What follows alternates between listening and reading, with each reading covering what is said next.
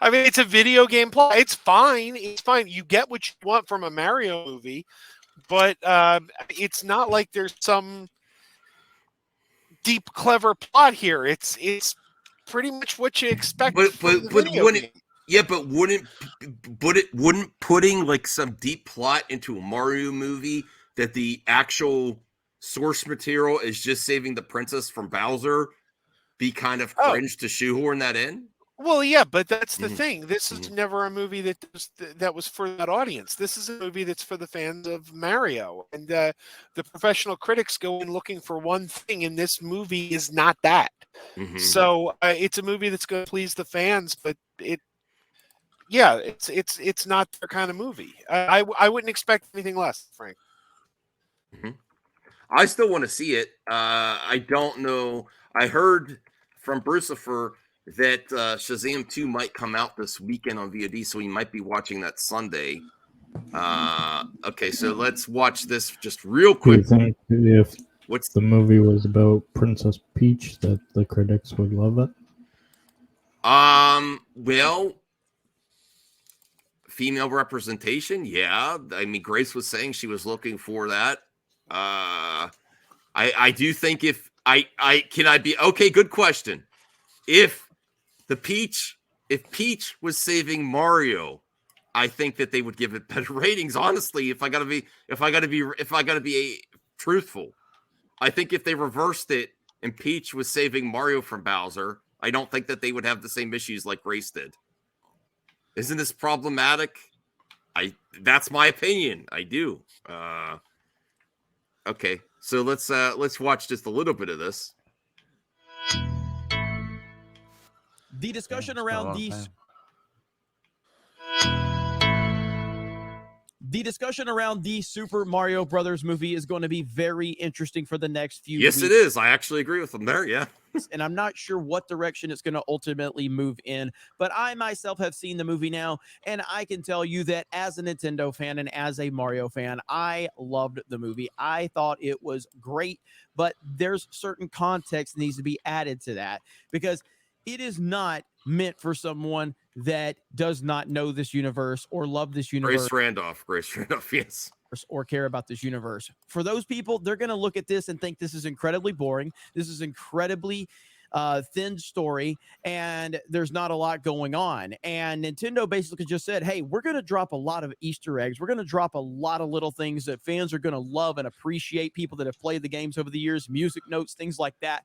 And fans are going to love it. But if you don't know it, you're going to be completely just like, what in the hell am I watching? What is this? Nothing's explained. Nintendo has decided, hey, we're not going to explain anything to you. I mean, what the thing that the trap they could have fallen into, though, guys, is explaining like power-ups like he's in a cat suit and mushrooms and warp pipes. If they had to explain all that, can you imagine how weird this movie would be?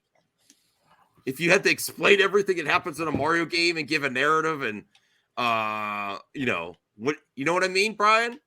Uh-huh. If you had to explain all this, it would be cringe as well. Well, the warp pipe takes you to another level, and you hit this block and you get flower power, and I'm dressing in a cat suit. And you beat a level by jumping on a flagpole. This is never going to make sense. What do you think, Crazy Joe? Is it ever going to make sense? No. No. It's a movie that is what it was. It's what it was meant to be. Yeah. With an installed base of hundreds of millions, I don't see why this film would focus on non-Nintendo fans. But in context of objective film criticism, it's not a groundbreaking story. Yeah. Okay. It wouldn't. It's a love letter. Yeah. It's like fan service the movie from what I hear. We're just going to assume that you know, because we're Nintendo. We've been around for all of these years. We've dominated the video game industry. You're going to know who we are. So here you go. Enjoy this fan service. And that's such a rarity right now. You see the Marvel Cinematic Universe, Star Wars, just pandering to normies to the point of losing the hardcore fan base. And in this movie, they said, this is for the fans. Now, do I have any issues with the movie at all? I got a couple. I didn't love Seth Rogen's voice as Donkey Kong. I didn't. It was a little I do. I feel that might be his own bias that he doesn't like Seth Rogen, though. I gotta be real. But yeah, it's like fair to a lot of people. Not no, like no. Seth I Rogen. know. I know you said that. I know you said that too, Brian. That you've lost your love of Seth Rogen over the years, and he seems to be more political than talent, right? I just don't think he's very funny anymore. Right. I still do. But yeah, Seth Rogen as I still like Seth Rogen. It does Well, groundbreaking. Paul is one of my favorite movies. Yeah. And he plays Paul. Yeah, I still think he has stuff to add to the conversation. I'm not I saying still that I don't like all of his movies. I'm just saying like a lot of his later, stuff recently, I just really haven't connected with. Mm-hmm. Oh, I kind of want to see his pickle movie though, where he falls into You the want to see his pickle, pickle? vat of pickles. it wasn't that great. I No, watched it. no. The American call, that one. American Pickle. Yeah. I didn't care for it. So Brucifer's actually giving pushback. Thank you, Brucifer. We appreciate that. So Mario gets a pass not having a story because it's for the fans. No, I think that should go in it. It has a story. It has a story. It's just it doesn't have a very deep story. Yeah. It has the story you expect it to have.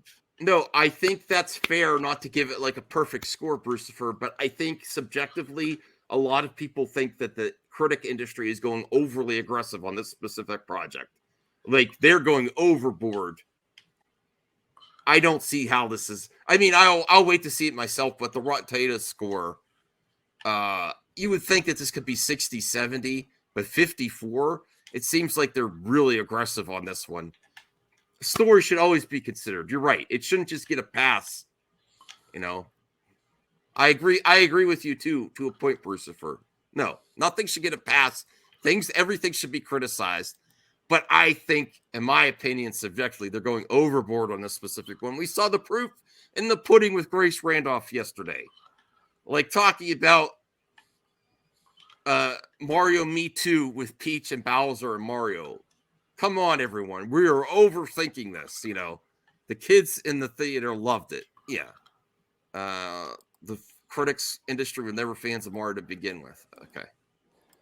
distracting for me. Most of the voice work is fine. Chris Pratt was really good as Mario, and they kind of explained certain aspects of it that I thought worked perfectly. I thought Peach was fine in terms of the voice. Was Peach OP?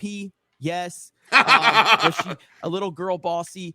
I definitely can see why people would feel that way in current Hollywood and everything like that. But in terms of the context of the film, it worked. And it works within the Mario universe as well. It did work. So it was not a problem for me from that perspective at all. Is there a strong story here? Not really. Although there are nice little emotional moments within the universe that they have created that I think really pull you in. And again, pretty much what it is, it's a video game on film. That's what it is. You are watching a video game on screen. Mario ends up in the Mushroom Kingdom. Yeah. And he meets a little toad guy. And all of a sudden, him and the little toad guy, we're going to go on the adventure. We're going to show you the princess. All right, let's skip ahead here. Oh, he does go to the Grace Randolph. All right, let's watch this. Okay. All right, good. So skipping around. I'm not going to watch all videos all the way through. I want to skip around. He comments on Grace. Here we go. 100%. And this to me is going to be a lot of people that know nothing about the Mario universe. This is going to be critics' take on it right here. Could Mario turn into a cat? I guess like if you're into I didn't even see that part. I guess if you're in the does she say if you're in the furries? Oh my dear Lord. Did she say that? I didn't even let her talk. Yeah, we didn't even watch that part of the review yesterday. furries, that works. And maybe that'll play really well in Asian markets. I know they love Wow. Well, that's actually kind of prejudice, Grace. Yeah, it's just a little. That's a little prejudice. Holy This is shit, exactly. Grace. Holy man. Woo! Did you hear that, Crazy Joe? Mhm. That's not good, Grace. Oh my God. love cats over there, like love cats. But I just felt it robbed Mario of a lot of his personal dignity. I was like, don't do that to Mario. Where's Oh Mario? my God. This is cringe. Okay. That Or his Grace agent. Randolph review lost all credibility to me when she said it was as bad as the Legion of Super Pets. It's like, well, Legion of Super Pets was great, so you've already lost me. Well, Crazy Joe, to be fair, you like a lot of things that people don't like. Yes. Yeah, but I- that was generally agreed to be. Yeah. I mean, everyone kind of likes Super Pets. That was. I didn't well received. finish the movie. I gotta still finish it. She talking about cats. She's talking about cats and anime. Okay. All right. Super Mario 3D World. Cats. Bruh. What? So, I mean, it's so funny to see normies that don't know anything about this stuff try to question it. Now, again, if you're going in, All right, let's see what and else. it doesn't have all this All right. and to with this movie, but without going into the details of it, I was very happy. All right. with- Damn. I give harsher criticism of Grace than he does nowadays. Did you see this, Brian? My video yesterday. He didn't even go into the Mario Me Too part. He completely skipped past that. Wow. He had a great opportunity. I'm gonna have to message him. I'm like, did you even hear that part? He watched the clip. He didn't see the video. How she jumped the shark. But that's all we're gonna cover there.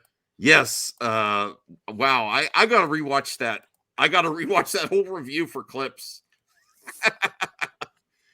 Okay, but this seems like another moment where you're really out of tune with the actual audience and the consumer. This Mario coverage for me.